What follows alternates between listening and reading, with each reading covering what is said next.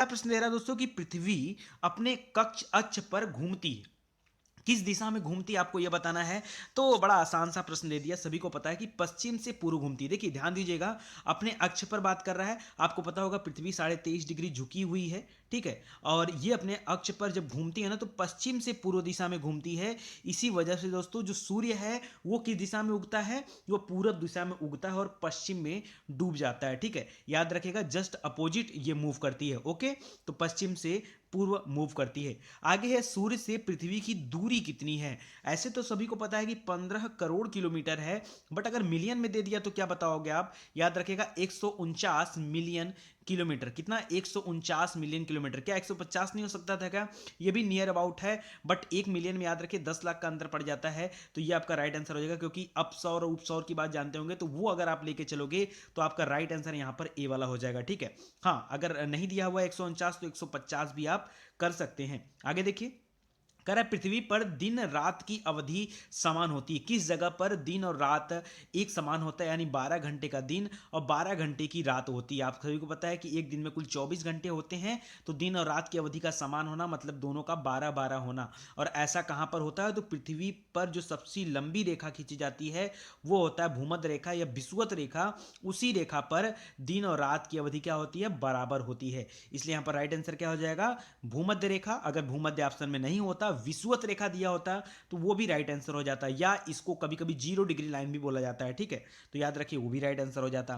कह रहा है दक्षिणी गोलार्ध में सबसे लंबा दिन कब होता है। कौन से गोलार्ध की बात कर रहा है मेरे भाई, कह रहा है दक्षिणी गोलार्ध। देखिए पृथ्वी को अगर दो हिस्से में हम बांट दें, 0 डिग्री के ऊपर वाला हिस्सा उत्तरी गोलार्ध कहलाता है, नीचे वाला हिस्सा दक्षिणी गोलार्ध कहलाता है, ठीक है। याद रखिएगा, कह रहा है दक्षिणी गोलार्ध में सबसे लंबा दिन कब होता है। याद रखिए, अगर उत्तरी गोलार्ध का पूछता तो जिस दिन हमारे यहाँ योग दिवस मनाया जाता है दोस्तों, 21 जून को हमारे यहाँ योग दिवस मनाया जाता है और इसी दिन सबसे लंबा दिन होता है, ठीक है। और उसके अपोजिट चले जाएंगे तो 6 महीने बाद का सबसे लंबा दिन कहाँ होगा, दक्षिणी गोलार्ध में, मतलब कि 22 दिसंबर। एग्जैक्ट 6 महीने बाद देखिए, 21 जून में 6 महीना जोड़ेंगे तो आप कहाँ पहुंच जाएंगे, 22 दिसंबर। तो याद रखेगा 22 दिसंबर को दक्षिणी गोलार्ध में सबसे लंबा दिन होता है। अच्छा, इसी का अगर उल्टा कर दें तो अगर सबसे लंबा दिन है मतलब सबसे छोटी रात कब होती है, 22 दिसंबर को। अगर दिन सबसे लंबा हो गया इसका मतलब रात क्या हो जाएगी, अपने आप सबसे छोटी हो जाएगी ना, है कि नहीं। तो 22 दिसंबर को सबसे लंबा दिन होता है और 22 दिसंबर को ही सबसे छोटी रात होती है। कहां पर, दक्षिणी गोलार्ध में। दोनों बात याद रखिएगा। और 21 जून यहां पर जो दे रहा है वो क्या है, उत्तरी गोलार्ध का दे रहा है, ठीक है। आगे सबसे छोटा दिन होता है। अब देखिए यहां पर थोड़ा सा दिक्कत कर दिया, बताया नहीं यहां पर कि किस जगह पर, उत्तरी गोलार्ध में या दक्षिणी गोलार्ध में। चलो अगर नहीं दे रहा है तो चेक कर लेते हैं। यहाँ से 22 सितंबर होता है दोस्तों सबसे छोटा दिन, 22 सितंबर सबसे छोटा दिन, ठीक है। यहां पर चलो आगे देखते हैं। आगे कह रहा है कि भू कक्ष तल पर भू अक्ष का झुकाव है। भू कक्ष तल पर भू अक्ष का झुकाव कितना है हमारी पृथ्वी का। तो याद रखना, अब यहां पर 23.5 डिग्री मत कर देना, ये भू कक्ष तल पर भू अक्ष का झुकाव पूछ रहा है, ठीक है। याद रखेगा कुल मिलाकर के 66.5 डिग्री हो जाएगा। कितना हो जाएगा, 66.5, ठीक है। याद रखें मोस्ट इंपॉर्टेंट क्वेश्चन है 66.5 डिग्री। यहां पर लोग गलती करते हैं 23.5 डिग्री करके चले आते हैं। पृथ्वी के उपग्रहों की संख्या कितनी है, एक ही उपग्रह है केवल चंद्रमा, ठीक है, एकमात्र उपग्रह है। हाँ आगे बढ़ेंगे। पृथ्वी के पहले के जो दो उपग्रह हैं, सॉरी दो ग्रह हैं, एक बुध और एक शुक्र, उसके पास कोई भी उपग्रह नहीं है। और पृथ्वी के बाद जो पड़ेगा मंगल, उसके पास दो है, फोबोस और डीमोस, ठीक है। याद रखिएगा मंगल के पास दो है और पृथ्वी के पास एक है। तो यहाँ पर राइट आंसर हो जाएगा बी वाला। करेक्ट, किस तिथि को उत्तरी गोलार्ध में सबसे लंबा दिन होता है। पहले आपको बता चुका हूं किसी दिन हमारे यहाँ योग दिवस मनाया जाता है, 21 जून को सबसे लंबा दिन होता है। याद रखेगा ये वाला राइट आंसर हो जाएगा। किस तिथि को उत्तरी गोलार्ध में सबसे छोटा दिन होता है, सबसे छोटा दिन की बात कर रहा है उत्तरी गोलार्ध में। तो याद रखिए 22 दिसंबर को सबसे छोटा दिन होगा। क्यों, अपोजिट कर लीजिए ना, उत्तरी गोलार्ध में सबसे छोटा दिन, अगर यहाँ पर सबसे लंबा हो रहा है यहाँ पर, तो इसके अपोजिट चले आएंगे तो सबसे छोटा हो जाएगा, ठीक है। तो 22 दिसंबर यहाँ पे राइट आंसर हो जाएगा।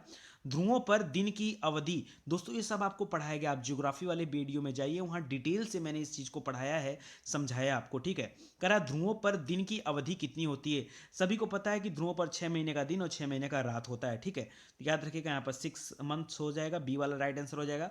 पृथ्वी का विषुवतीय व्यास कितना है, लगभग कितना है ये बताना आपको। तो याद रखिए 12,756 किलोमीटर। कितना, 12,756 किलोमीटर है पृथ्वी का विषुवतीय व्यास है, ठीक है। निम्न में से किसने कहा कि पृथ्वी गोल है? सबसे पहले किसने कहा था कि पृथ्वी गोल है? दोस्तों आप हमारे खगोलिकी के वीडियो में चले आइए। खगोलिकी का वीडियो मैंने बनाया, ज़्यादा तो नहीं, 5-6 वीडियो ही बना पाया हूँ, लेकिन अपने आप में सबसे बेहतरीन लेक्चर सी खगोलिकी का है, ठीक है। एक बार आप देख के देखिए, आपका दिमाग खुल जाएगा कि वाकई जियोग्राफी को किस ढंग से पढ़ना चाहिए। तो याद रखिए, सबसे पहली बार कहा था अरिस्टोटल ने। किसने कहा था? अरिस्टोटल ने सबसे पहली बार कहा था कि पृथ्वी गोल है। ध्यान दीजिएगा, सबसे पहली बार अरिस्टोटल ने कहा था कि पृथ्वी गोल है। लाल रंग का दिखाई देने वाला ग्रह कौन सा है? ठीक है, अरे लाल रंग का कहिए, चमकीला कहिए, यही है, ठीक है। चमकीला में देखिए अंतर होता है थोड़ा सा। जब भी चमकीला आएगा तो याद रखिएगा शुक्र, ठीक है। जब भी काला पूछेगा तो याद रखिएगा क्या हो जाएगा? शनि, ठीक है। और अरुण और वरुण, हाँ वरुण को ग्रीन में बोला जाता है, ठीक है। और मंगल ग्रह को लाल बोला जाता है। लाल ग्रह किसको बोला जाता है? मंगल ग्रह को बोला जाता है। तो यहाँ पर आपका सी वाला आंसर राइट हो जाएगा। प्रथम बार मंगल ग्रह पर उतरने वाला अंतरिक्ष यान है, कौन सा अंतरिक्ष यान सबसे पहले उतरा था मंगल ग्रह पर? तो याद रखिएगा पाथफाइंडर, ठीक है। कौन सा?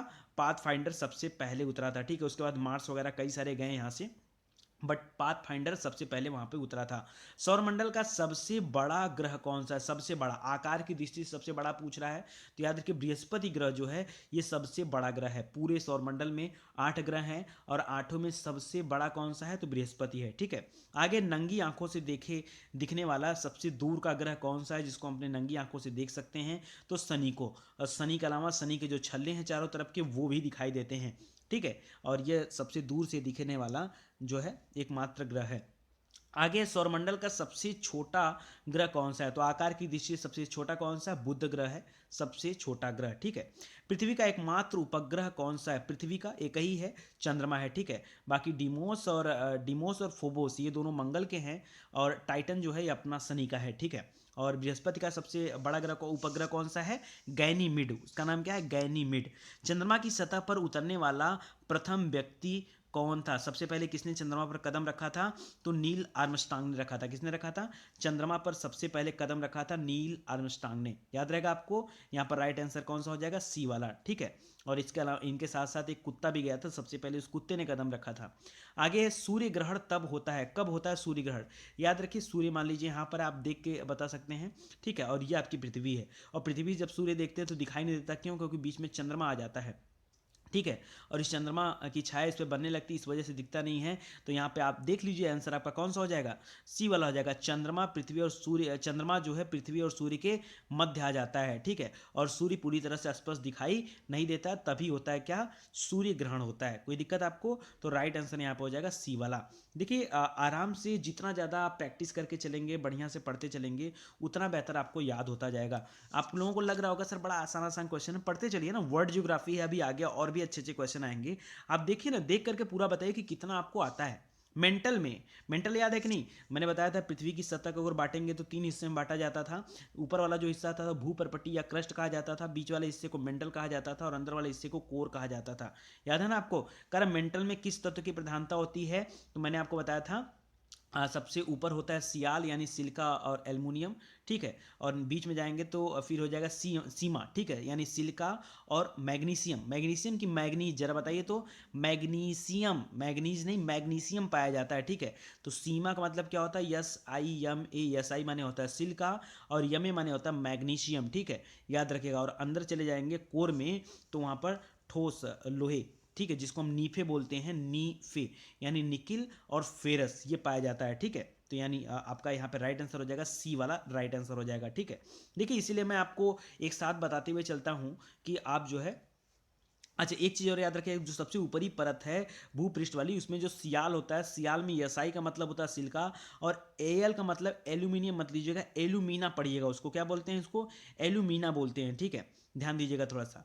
धरातल पर 1 डिग्री अक्षांश की दूरी निम्न में से किसके बराबर होती है? ये बताइए। तो गोरे ने इस चीज़ को खोजा था, ठीक है, इसलिए इसको गोरे लाइन भी बोलते हैं, ठीक है, इस बीच की दूरी को। तो 111 किलोमीटर होता है। याद रखिएगा, अगर 2 अक्षांश रेखाएं गई हुई हैं तो उनके बीच की जो दूरी होती है वो कितना होता है? 111 किलोमीटर होता है।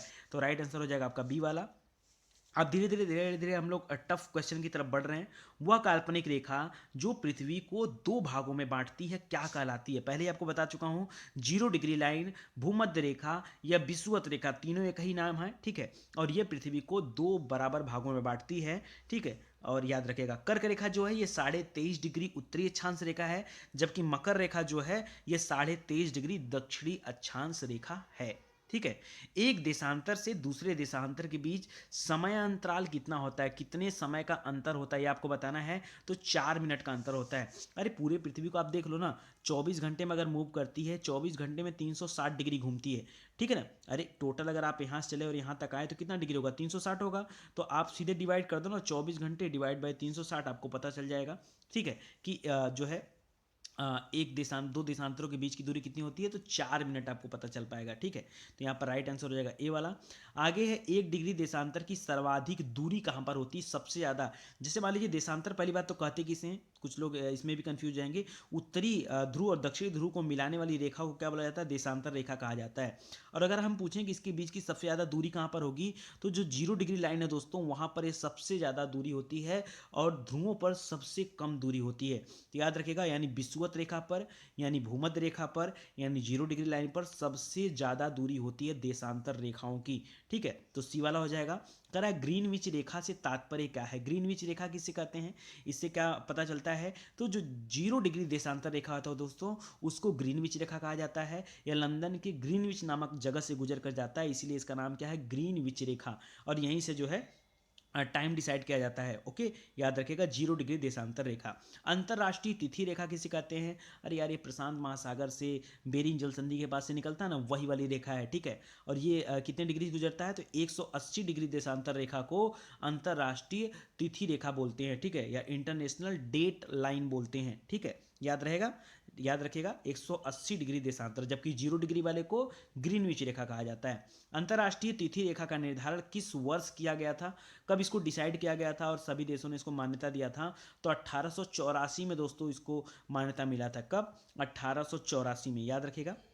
आगे भारत का प्रमाणिक समय किस देशांतर से लिया गया है, तो 82.5 डिग्री पूर्वी देशांतर रेखा को, ठीक है। क्यों पूर्वी ही क्यों कहा गया, क्योंकि भारत जो है ये पूर्वी गोलार्ध में पड़ता है, उत्तरी गोलार्ध के साथ साथ भारत पूर्वी गोलार्ध में भी पड़ता है, इसको ध्यान दीजिएगा। इसलिए 82.5 डिग्री पूर्वी देशांतर रेखा को हमारे यहाँ प्रमाणिक समय के तौर पर माना गया है, ठीक है, ध्यान दीजिएगा। आगे भारत का प्रमाणिक समय किस स्थान से निश्चित किया जाता है, तो यह रेखा इलाहाबाद के बिल्कुल पास से गुजरती है। इलाहाबाद, नैनी, मिर्जापुर, ठीक है, जंगीगंज, यही सब जगह हैं इसके पास से गुजरती है। तो ध्यान दीजिएगा यहाँ पर इलाहाबाद राइट आंसर हो जाएगा। भारत और ग्रीनविच के मानक समय में कितने समय का अंतर है, कभी भी आप मोबाइल में टाइमिंग की सेटिंग कीजिए, आपको पता चलेगा 5.5 घंटा प्लस आप सेट करते हो। क्यों, क्योंकि जो ग्रीनविच था जहाँ से 0 डिग्री लाइन जा रहा था वहाँ से लेकर के, और भारत का जो मानक समय रेखा है वो 82.5 डिग्री है। इन दोनों बीच की जो दूरी है, अगर इसको आप मिनट से काउंट करके निकालोगे तो आपको क्या मिलेगा, 5.5 घंटे का अंतर मिलेगा। यानी अगर हमारे देश में 5:30 बज रहा है तो ठीक उसी समय में लंदन में कितना बज रहा होगा, 12 बज रहा होगा, ठीक है। क्यों, क्योंकि अंतर कितने का होता है, 5.5 घंटे का होता है, ठीक है। तो याद रखिएगा, अगर लंदन में 5 बज रहा है तो हमारे यहाँ कितना बजेगा, रात को 10:30 बज रहा होगा, ठीक है। ये ध्यान दीजिए। तो यहाँ पर क्या हो जाएगा, प्लस, यहाँ पे प्लस आगे निशान देना चाहिए था उसको, प्लस 5.5 घंटा, ठीक है। तो बी वाला आंसर आपका राइट हो जाएगा। चलिए आगे देखिए, कह रहा है ग्रीनविच किस देश में है, पहले आपको बता चुका हूं। अब देखिए यूएसए तो होगा नहीं, यूएसए माने अमेरिका होता है। यूके यूनाइटेड किंगडम में पड़ता है दोस्तों, लंदन में पड़ता है, ठीक है। लंदन, ब्रिटेन, यूनाइटेड किंगडम सब सही हो जाएगा यहाँ पर। तो याद रखिएगा यहाँ पर क्या हो जाएगा, बी वाला राइट आंसर हो जाएगा। मो स्केल से निम्नलिखित में से किसका मापन किया जाता है, मो स्केल से बताइए तो। अरे यार सिंपल सी चीज से चट्टानों की कठोरता का माप किया जाता है, मो स्केल, याद रखिएगा। मो स्केल से क्या मापते हैं, चट्टानों की कठोरता मापी जाती है कि कितना मजबूत चट्टान है, मोह स्केल, मोस्ट इंपॉर्टेंट है, नया प्रश्न आपके लिए। आगे कोयला किस चट्टान में पाया जाता है, बहुत जबरदस्त क्वेश्चन दे दिया। अब बताइए, इस तरह के प्रश्न आपके एग्जाम में बनते हैं। याद रखिए कोयला हमेशा परतदार चट्टानों में पाया जाता है, इसलिए परत दर परत कोयले को निकाला जाता है, ठीक है। ध्यान दीजिएगा किस चट्टान में मिलता है, यह परतदार चट्टानों में पाया जाता है कोयला। निम्नलिखित में से कौन सी कायांतरित चट्टान है, कायांतरित, ठीक है। कौन सी कायांतरित चट्टान है, यह बताना है। यानी जो चेंज हुआ है, ठीक है, ताप दाब से चेंज हुआ है। तो याद रखिए संगमरमर जो है दोस्तों, ये कायांतरित चट्टान का उदाहरण होता है। कौन सा? संगमरमर, याद रहेगा, यानी सी वाला। धरातल की जिस स्थान पर सर्वप्रथम भूकंप का अनुभव किया जाता है उसे क्या नाम दिया जाता है? अरे वही तो अधिकेंद्र होता है, ठीक है। धरातल पे पूछ रहा है, जिस जगह से उत्पन्न होता है उसे भूकंप मूल कहते हैं या भूकंप केंद्र कहते हैं। और ऊपर ठीक 90 डिग्री पर उसका अनुभव सबसे पहले होता है तो उसको भूकंप का अधिकेंद्र कहा जाता है, ठीक है। तो याद रखिए धरातल के जिस स्थान पर भूकंप का सबसे पहले अनुभव किया जाता है उसको क्या बोलते हैं? भूकंप अधिकेंद्र कहा जाता है। तो यहाँ पर बी वाला आंसर आपका राइट हो जाएगा। कह रहा सुनामी किस भाषा का शब्द है? जापानी शब्द है, और सुनामी में टी लगा होता है दोस्तों, ये साइलेंट होता है, ठीक है, सुनामी में टी। तो याद रखिएगा सुनामी जो है यह जापानी शब्द है। रिक्टर स्केल से क्या मापा जाता है? बचपन से पढ़ते चले आ रहे हैं, इतने बार पढ़ लिए कब कभी नहीं भूल सकते। भूकंप की तीव्रता को मापा जाता है, रिएक्टर स्केल, मर्करी स्केल, इन सबसे इसी को मापा जाता है, ठीक है। आगे है आर्द्रता जो होता है हाइग्रोमीटर कर लेंगे, ठीक है। चलिए आगे देखिए, रिक्टर स्केल मापता है, अभी फिर वही क्वेश्चन आ गया आपका, तो भूकंप की तीव्रता को मापता है, यानी यहाँ पर हो जाएगा। अच्छा, वर्षा की मात्रा को रेन गेज से मापा जाता है, ध्यान दीजिएगा। सिस्मोग्राफ ये भी भूकंप वाला है, भूकंपी तरंगों को मापने के लिए सिस्मोग्राफ का इस्तेमाल करते हैं। तो यहाँ पर सी वाला हो जाएगा, भूकंपी तरंगों को मापने के लिए। कह रहा भूकंप का अध्ययन क्या कहलाता है? तो उसी से बन गया, सिस्मो से बन गया सिस्मोलॉजी, लाजी माने हो जाता है अध्ययन, सिस्मो यानी तरंगों का अध्ययन, याद रखिएगा भूकंप। आगे कोटोपैक्सी कहाँ पर स्थित है? तो ज्वालामुखी है दोस्तों, कोटोपैक्सी आप सभी को पता होगा, ये इक्वेडोर में स्थित है। अब आधे लोगों को यही नहीं पता कि सर इक्वाडोर कहाँ पर है। दोस्तों मैं आपको मैपिंग पढ़ाया हूँ, ठीक है, बहुत अच्छे से मैपिंग पढ़ाया हूँ, तो मैपिंग वाला वीडियो एक बार देखिए, और यहाँ तक कि ज्वालामुखी भी पढ़ाया हूँ, तो वो सारा वीडियो आप देखिए। पता है प्लेलिस्ट में जाओगे तो आपको बहुत कुछ पढ़ने के लिए मिलेगा, बहुत कुछ मिलेगा, बस आप पढ़ते चलो। इक्वेडोर जो दोस्तों, ये आपको दक्षिणी अमेरिका महाद्वीप पर मिलेगा, ठीक है, इक्वाडोर, याद रखिएगा। यहाँ पर कोटोपैक्सी है, तो ध्यान दीजिएगा। चलिए आगे बढ़ते हैं। आगे नवीनतम पर्वतमाला कौन सा? सबसे पुराना तो आपका सतपुड़ा हो जाएगा, ठीक है, और ये नवीनतम पूछ रहा है, तो इसमें से इन चारों में से नया कौन सा है? तो यूराल, याद रखिए दोस्तों, ये आपका नया है। बाकी राकीज अमेरिका वाला, सतपुड़ा हो गया, प्लेसियन हो गया, ये सब जो है नवीनतम में आते हैं, सॉरी ये सब पुराने में आते हैं, और नवीनतम में कौन सा आता है? यूराल, ठीक है। तो यहाँ पर बी डी वाला हो जाएगा। हिमालय की उत्पत्ति किस भू सन्नति से हुई है? किस भू सन्नति से हुई है? आप सभी को पता है टेथिस सागर में जमे मलबे में उभार आने से जो है इसका निर्माण हुआ हिमालय का, तो टेथिस याद रखेगा। कौन सा सर्वाधिक ऊंचा पठार निम्नलिखित में से है? ठीक है, ये आपको बताना है कौन सा सबसे ऊंचा पठार है। तो इन सभी में दोस्तों ऐसे देखा जाए तो तिब्बत का पठार जो है सबसे ऊंचा है, ठीक है। इन चारों में तिब्बत का पठार सबसे ऊंचा पठार है ऊंचाई के मामले में, ठीक है, याद रखिएगा। वायुमंडल में सर्वाधिक कौन सी गैस ज़्यादा है? तो आपको पता है कि यहाँ पर जो है नाइट्रोजन सबसे ज़्यादा मात्रा में है, ठीक है। हाँ, अगर पूरे ब्रह्मांड को काउंट करोगे तब तो हाइड्रोजन सबसे ज़्यादा हो जाएगा, ठीक है, बट यहाँ ब्रह्मांड को इंडिकेट नहीं कर रहा, तो इसलिए नाइट्रोजन को ही टिक करिए। वायुमंडल में नाइट्रोजन का परसेंटेज कितना है? तो 78% जो है नाइट्रोजन है। कितना है? 78%, ओके, डी वाला हो जाएगा। पृथ्वी के धरातल से ऊपर की ओर वायुमंडल के विभिन्न स्तरों का सही अनुक्रम क्या है? तो सबसे नीचे पड़ता है दोस्तों विक्षोभ मंडल, ठीक है, विक्षोभ में वी साइलेंट हो गया, बच गया क्षोभ मंडल। विक्षोभ मंडल के बाद आपका पड़ता है समताप मंडल, समताप के बाद आयन मंडल, आयन मंडल के बाद मध्य मंडल, ठीक है, मध्य मंडल के बाद जो है आपका आगे बढ़ते चले जाएंगे। तो यहाँ पर देखिए राइट आंसर हो जाएगा, सॉरी मध्य, एक मिनट, क्षोभ मंडल, समताप मंडल, मध्य मंडल, आयन मंडल, बहिर्मंडल, ठीक है, इस तरह से रहेगा। तो आपका राइट आंसर हो जाएगा आपका यहाँ पर सी वाला हो जाएगा, कोई दिक्कत? सी वाला आपका राइट आंसर हो जाएगा। याद रखिएगा समताप, इसी समताप मंडल में दोस्तों ओजोन वाली परत पाई जाती है। आयन मंडल से रेडियो वेव्स यहीं से लौट कर चले आते हैं, ठीक है, ये सब याद रखिए।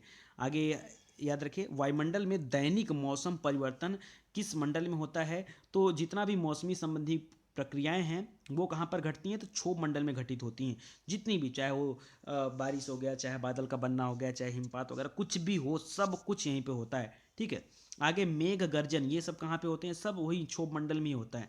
आगे ओजोन परत स्थित है, ये कहाँ पर स्थित है? तो समताप मंडल में स्थित है, बता दिया आपको। विश्व का सबसे ऊंचा जलप्रपात कौन सा है? एंजल जलप्रपात है, ठीक है। एंजल जलप्रपात वेनेजुएला देश में पड़ता है, ठीक है। एंजल जलप्रपात याद रखिएगा, विश्व का सबसे ऊंचा जलप्रपात है। विक्टोरिया जलप्रपात किस नदी से संबंधित है? विक्टोरिया जलप्रपात दोस्तों ये जाम्बेजी नदी पर बना हुआ है विक्टोरिया जलप्रपात, याद रखिएगा। बहुत अच्छा क्वेश्चन है क्योंकि आप पढ़ रहे हैं वर्ल्ड ज्योग्राफी, इसलिए पूरे वर्ल्ड को यहाँ पर लिया गया है। आगे, विश्व की सबसे बड़ी जहाज रानी नहर कौन सी है? मतलब जहाँ पर बड़ी बड़ी जहाजें चलती हैं, ऐसा नहर कौन सा है जो कि विश्व का सबसे बड़ा है? ठीक है, तो याद रखिएगा स्वेज नहर जो दोस्तों, ये सबसे बड़ा नहर है, स्वेज नहर, ठीक है, मिस्र वाला, ठीक है। 1956 में इसका राष्ट्रीयकरण किया गया था, वही वाली। और स्वेज नहर किसको किसको जोड़ता है? तो याद रखिए भूमध्य सागर को लाल सागर से जोड़ता है। किसको? भूमध्य सागर से लाल सागर से जोड़ता है स्वेज नहर, ठीक है। यहाँ पर ये वाला हो जाएगा। कील नहर किसको जोड़ता है? तो मैंने बताया था बाल्टी में कील, कहाँ बताया था? बाल्टी में कील। तो याद रखिएगा बाल्टिक सागर को जोड़ता है। हालांकि यहाँ पर देखिए अगर अटलांटिक प्रशांत दे दिया तो ये भी सही हो जाएगा, लेकिन ये उत्तरी सागर को बाल्टिक सागर जोड़ता है, ये राइट आंसर। हाँ, उत्तरी अटलांटिक कहाँ मिल जाएगा? अटलांटिक उधर है, प्रशांत कोई मतलब नहीं है, ये गलत हो जाएगा। यहाँ पर पनामा सही हो सकता है, पनामा ये इसके लिए सही हो जाएगा, डी वाले के लिए। और ये कील नहर वाले को याद रखिए बाल्टी में कील, यानी बाल्टिक सागर को उत्तरी सागर से जोड़ता है कील नहर, तो यहाँ पर बी वाला हो जाएगा। विश्व में महाद्वीपों की कुल संख्या कितनी है? टोटल कितने महाद्वीप हैं विश्व में? तो कुल 7 महाद्वीप हैं। क्यों? 5 महासागर और 7 महाद्वीप, याद रखिएगा, ये सी वाला हो जाएगा। क्षेत्रफल की दृष्टि से विश्व का सबसे बड़ा महाद्वीप कौन सा है? अरे एशिया महाद्वीप भाई, इसमें सबसे बड़ा क्षेत्रफल है, सबसे ज़्यादा जो है जनसंख्या है, सब कुछ यहीं पे है, तो ए वाला हो जाएगा। क्षेत्रफल की दृष्टि से सबसे छोटा कौन सा है? तो आपका ऑस्ट्रेलिया है सबसे छोटा, ठीक है। आगे, किस महाद्वीप को श्वेत महाद्वीप कहते हैं? जो पूरी तरह से बर्फ से ढका हुआ है उसको श्वेत महाद्वीप बोलते हैं। अंटार्कटिका को, किसको? अंटार्कटिका को। अच्छा, अंटार्कटिका को महाद्वीप के साथ साथ महासागर में भी जोड़ा जाता है, ये भी याद रखिएगा। किस महाद्वीप को प्रायद्वीपीय महाद्वीप के नाम से जाना जाता है? प्रायद्वीपीय महाद्वीप के नाम से जाना जाता है, तो याद रखिए यूरोप को जाना जाता है प्रायद्वीपीय महाद्वीप के नाम से। मोस्ट इंपॉर्टेंट, यहाँ ज़्यादातर लोग ऑस्ट्रेलिया टिक करके चले आते हैं, ठीक है, पता नहीं क्या सोच के आते हैं, लेकिन आप याद रखिएगा यूरोप यहाँ पे राइट आंसर हो जाएगा। निम्नलिखित में से किस महाद्वीप को महाद्वीपों का महाद्वीप कहा जाता है? भाई सबसे बड़ा है, ठीक है, इसलिए एशिया महाद्वीप को महाद्वीपों का महाद्वीप कहा जाता है। किस महाद्वीप की संरचना अंग्रेजी के यस आकार की तरह है? महाद्वीप के बारे में पूछ रहा है, किस महाद्वीप की? याद रखिए अगर यही पूछ देता किस महासागर की, तो अटलांटिक की संरचना कुछ यस की तरह दिखती है, तो अटलांटिक हो जाता महासागरों में। और महाद्वीप में अगर पूछे आपसे तो अंटार्कटिका बताएगा, ठीक है। अंटार्कटिका का आकार अगर आप देखेंगे तो ये एक यस की तरह है, ठीक है। कौन सा महाद्वीप पूर्ण रूप से दक्षिणी गोलार्ध में स्थित है? कौन सा महाद्वीप, ठीक है। अब यहाँ पर अंटार्कटिका तो दे नहीं रहा, नहीं तो वो सबसे अच्छा आंसर हो जाता। और उसके अलावा ऑस्ट्रेलिया भी जो है ये भी पूरी तरह से दक्षिणी गोलार्ध में स्थित है। बाकी कितने हैं? बाकी ज़्यादातर जो है उत्तरी गोलार्ध में है। विश्व का सबसे बड़ा द्वीप कौन सा है? तो ग्रीनलैंड द्वीप, ठीक है, ये उत्तरी ध्रुव के बिल्कुल पास में है। कनाडा से जस्ट आप देखेंगे दाहिने तरफ, वहाँ आपको ग्रीनलैंड मिल जाएगा, इस पर जो है डेनमार्क का अधिकार है, ठीक है। ये दुनिया का सबसे बड़ा द्वीप है। देखिए अगर पूछ दे आपसे सबसे बड़ा द्वीप समूह, तो आप बताइएगा इंडोनेशिया द्वीप समूह, ठीक है। दुनिया का सबसे बड़ा द्वीप समूह तो इंडोनेशिया, दुनिया का सबसे बड़ा द्वीप तो आ जाएगा कौन सा? ग्रीनलैंड, ठीक है। तो याद रखिए 64 में आपका हो जाएगा ए वाला। आगे, जापान का सबसे बड़ा द्वीप कौन सा है? जापान का सबसे बड़ा द्वीप कई बार एग्जाम में पूछ चुका है, होन्शु द्वीप, वहां पर दोस्तों सबसे बड़ा द्वीप है जापान का, होन्शु, ठीक है। भारत का दक्षिणतम द्वीप कौन सा है? सबसे दक्षिण में स्थित जगह कौन सा है? तो ग्रेट निकोबार जो है दोस्तों, ये सबसे दक्षिण में स्थित है, ठीक है। ग्रेट निकोबार याद रखिएगा, अंडमान उत्तर में है और निकोबार दक्षिण में है। और निकोबार में भी कार निकोबार नहीं करिएगा, ग्रेट निकोबार जो है सबसे दक्षिण में है। जावा और सुमात्रा द्वीप किस देश में स्थित हैं? किस जगह पर पड़ते हैं जावा सुमात्रा? तो इंडोनेशिया द्वीप के हिस्से में आते हैं, ठीक है, जावा सुमात्रा, ठीक है। वी आकार की घाटी कौन बनाती है? वी आकार की घाटी तो नदियों द्वारा बनाया जाता है। वी आकार की, यू आकार की घाटियां किसके द्वारा बनाया जाता है? नदियों के द्वारा। नदी के अपरदन से बनी स्थलाकृति कौन सी है? तो डेल्टा है कि गार्ज है कि प्राकृतिक तटबंध है या बाढ़ का मैदान है? करा नदी के अपरदन से, जिसको नदियां काट काट कर बनाती हैं, तो याद रखिए अपर्दन की बात कर दी यहाँ पर, तो याद रखिए गार्ज, ठीक है। गार्ज जो होता है दोस्तों ये नदी के अपर्दन से बनता है। आपको पता होगा सिंधु नदी जो है वो जम्मू कश्मीर के पास एक सबसे बड़े गार्ज का निर्माण करती, बुंजी गार्ज नाम है उसका, ठीक है। ये दुनिया का सबसे बड़ा नदी गार्ज है, ठीक है, याद रखिएगा। यू आकार की घाटी कहाँ पाई जाती है? अभी वी आकार की घाटी भी नदियों द्वारा बनाई जाती है, और यहाँ पर यू आकार की घाटी पूछ रहा है, तो हिमानी वाले क्षेत्र में ज़्यादातर आपको यू आकार की घाटी मिलेगी, और मैदानी वाले क्षेत्रों में वी आकार, पर्वतीय क्षेत्रों में वी आकार की घाटी, ठीक है। हिमोड़ हिमोड़ किसके द्वारा निक्षेपित किए जाते हैं? हिमोड़, जल्दी बताइए। याद रखिए हिमोड़ तो हिम से बना है, तो याद रखिए हिमनद के द्वारा निक्षेपित किए जाते हैं हिमोड़, याद रहेगा। तो डी वाला राइट आंसर हो जाएगा। संसार का सबसे बड़ा मरुस्थल कौन सा है? तो सहारा मरुस्थल जो दोस्तों, ये संसार का सबसे बड़ा मरुस्थल है, सी वाला हो जाएगा। गोबी का मरुस्थल कहाँ पे स्थित है? गोबी का मरुस्थल कहाँ पर स्थित है? तो मंगोलिया नामक देश में स्थित है, ठीक है। चीन के ठीक ऊपर पड़ेगा मंगोलिया, चीन और रूस के बीच में पड़ता है मंगोलिया, ठीक है, जहाँ से मंगोल आए थे, वहीं पर है गोबी का मरुस्थल, ठीक है। सहारा मरुस्थल कहाँ पर स्थित है? सभी को पता है, हमारे यहाँ भारत में देखेंगे तो थार का मरुस्थल है, कौन सा?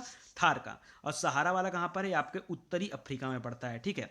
कालाहारी मरुस्थल कहाँ पे? ये भी आपका अफ्रीका में है, लेकिन कहाँ पर? ये पड़ता है दक्षिणी साइड में, ठीक है। दक्षिणी पश्चिमी अगर मिल जाए तो आपका सबसे अच्छा आंसर है। याद रखिए दक्षिणी और पश्चिमी बोलिएगा, क्योंकि ज़्यादातर मरुस्थल देखिए पश्चिमी हिस्से में ज़्यादातर मिलेंगे आपको, ठीक है।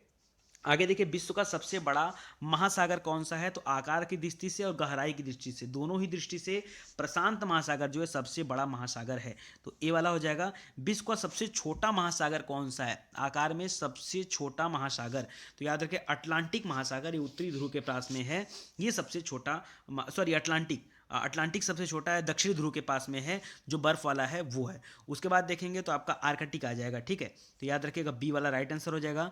विश्व की सबसे गहरी खाई मेरियाना ट्रेंच, ठीक है, मेरियाना गर्त, जिसकी गहराई कितनी है? 11,033 मीटर। हिमालय पर्वत जो है उसकी ऊंचाई की बात करें तो 8,850 मीटर है, और सोचिए उससे ज़्यादा गहरा है, 11,033 मीटर गहरा है मेरियाना ट्रेंच। ये कहाँ पर स्थित है? ये प्रशांत महासागर में स्थित है, ठीक है, ध्यान दीजिएगा।